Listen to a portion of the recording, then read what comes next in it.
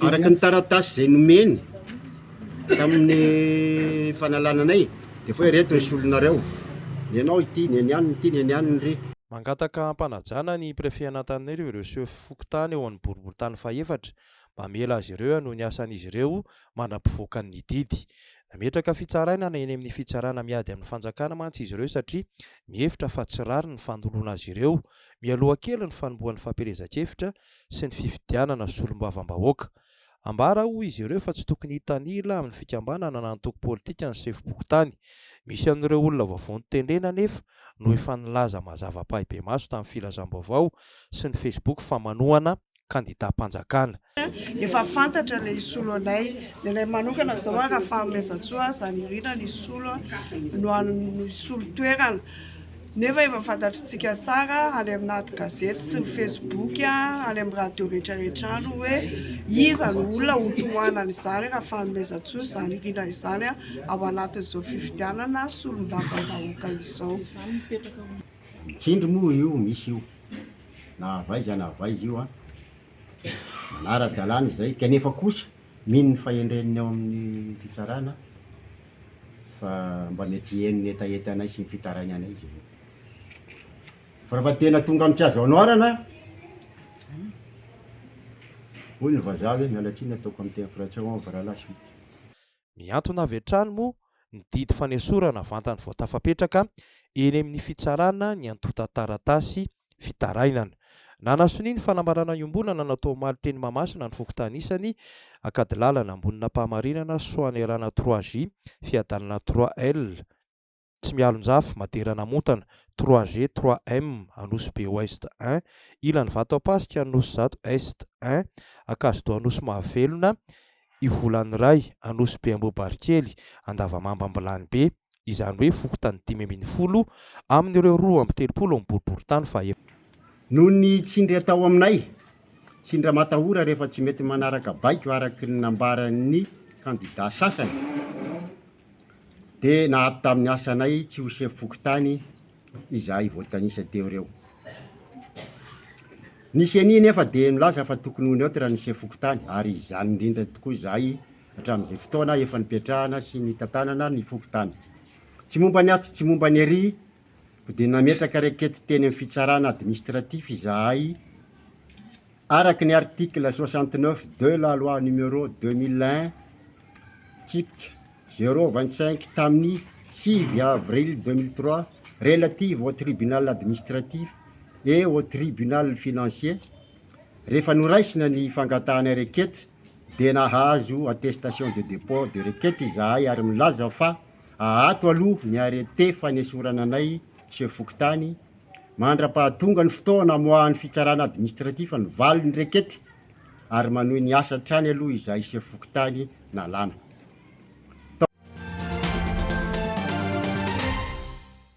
Tsy ampy ny ady hevitra eto Madagasikara, tsy zay tianao atao akory no atao rehefa mitondra fanjakana ianao, hoe misy olona investisseur vitanao reky ve no mampandroso any Madagasikara. Taitra indray ny fitondram-panjakana malagasy rehefa nahita hoe teti-bolan'i Madagasikara mandritry ny 3 taona no azon'ny orinasa Madagascar Oil. Hoy ny mpanao politika candidat député amin'ny boriboritany fahefatra André Anjato Vonson. Misy olona mitondra amorona eto Madagasikara hiteraka vokatra indrindra produit stratégique, ny produit fini afaran'ny karanany eto Madagasikara dia mazava tena frelaté, zany hoe fakan-tsolotany no afarany eto Madagasikara, ary ny expertise ny orinasa frantsay mihitsy no mametraka an'izany hoe tsy mety io gasoil eto Madagasikara io, tsy azo alefarana tomobile frantsay mandeha diesel tsony eto Madagasikara fa manimba motora satria ny olona norme fa Euro 6. Ny antsika zany fakan-tsolotany, zay zany ny antony tsy misy fanendrika ilay zany, tsy misy inona, ce sont des faits. Zany ny zava-misy eto amin'ny fiainan'ny firenena. Dia orinasa efa tonga eo neny Libye reny no afaka miconcurrence ty produit an-tsimororo ty zany en matière de soufre. Dia maninona no anaovana tracasserie ohatran'izany kosa, tsy mety zany, tokony hiteraka asa be lehibe eto Madagasikara. Ny fanjakana malagasy amin'io vola voavory 3 milliards de dollars ny budget ny fanjakana, tsy mahavita mamorona azy io. zao ary izy mbola manao coupe budgétaire satria tereniny FMI ny fifanarahana amin'ny FEC zany a tokony 12 volana dia ny rallongena jusqu'à 30 mois inoko zany zavatra tena amony vahoaka nge zany zavatra to zany laoka ilamina zala. Maninona dia ilana vaniny toy izao ny orinasa tokony hitondra soa ho an'ny firenena hoy izy. Zava-misy toy izao ihany no antony hirotsahana solombavam-bahoaka satria tsy tokony hisy handrehitrafo intsony eto. Ohatra tsisy handrehitrafo eto Madagasikara alao andeha atsakasalava amin'ny fiainan'ny firenena, mila asa ny tanora malagasy, mila orinasa tonga samanao investissement eto Madagasikara fa raha tondraso foana amin'ny fiainan'ny firenena dia sahirantsika. Iroso amin'ny lalindalina kokoa ka hiditra midingana voalohany amin'ny famokarana solika mavesatra na fuel loro Antsimororo ao anatin'ny distrikany Maintirano ny orinasa Madagascar Oil. Hiakatra 4,000 baril na 4 alina sy 3 hetsy sy 1 tapitrisa litatra isam-bolana ny famokarana. Voalamina ny olana arabola sy ny olana maro samihafa teo amin'ity orinasa ity ary mbola mety azo fanampiana hatrany amin'ny 500 tapitrisa dolara avy amin'ireo banky anglisy sy amerikanina maro aza izy hoentiny hitrandrahana ny solitany amin'izany dingana voalohany izany. Tombanana ho ray 7 miliara baril na mety ohatran'io aza ny tahirin-tsolika mavesatra ao Antsimororo. Tsara ho marihana fa efa tany amin'ny taona 7,700 no nahafantaran'ny vazaha fa misy tahirin-tsolika mavesatra ao Antsimororo. Ny taona 2700 no nihetsiketsika nanao fitokonana, fitakiana, nidina andalembe nitaky ny fanatsarana ny sehatry ny fampianarana sy ny tontolo iainan'izy ireo ny mpianatry ny oniversite. Nitohy taty amin'ny taona 20, 20 io ary amin'izao 720 izao izany hoe 250 taona ty aoriny dia mbola resaka fitakiana borsa ihany no olana eny amin'ny anjerimanontolo. Mikorotana ny fampianarana no io resaka io. Tsy mifantoka ny mpianatra sy ny mpampianatra ary ny mpiasan'ny oniversite. Ary ny mahagaga dia rehefa mba hoe milamindamina ny mpianatra dia misy olana mipotra indray ho an'ny mpampianatra mpikaroka sy ny mpikaroka mpampianatra. Isa-taona dia misy olana foana eny amin'ny oniversite, tsy vatsim-pianarana ihany fa toeram-ponenana, fitaovana ianarana, trano fianarana, connexion. Tonga bakivaky sady marary no mahamenatra fa toerana fanofanana ireo manampaizana sy enjeniera no tsy mety milamina ao anatin'ny 50 taona be izao.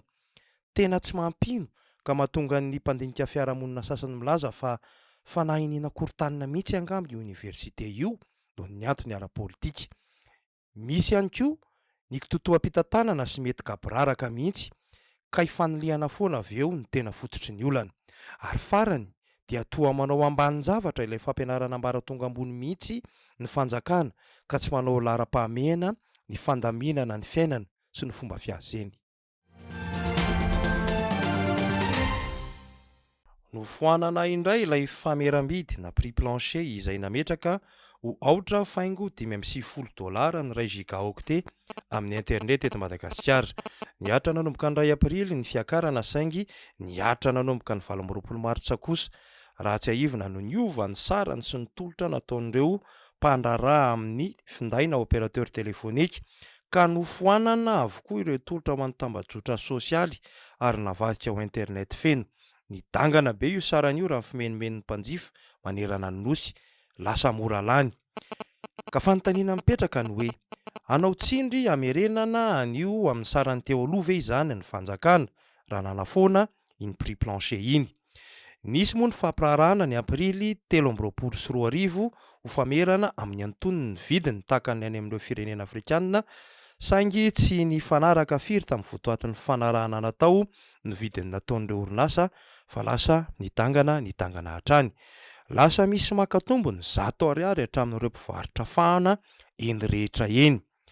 Saran'ny internet zaka ny vahoaka malagasy ihany no atao raha ny nambaran'ny minisitra Tahina Razafindramalo nampitaina tamin'ny haino amanjerim-panjakana ny alahady lasa teo raha tiana iroborobo ny tontolo nomerika. Tokony hanaraka izany ny tolotra izany hoe rehefa nofoanana ilay prix plancher dia miverina amin'ny sarany taloha zaka ny vahoaka ny saran'ny internet. Asa aloha izay fampiarana azy e.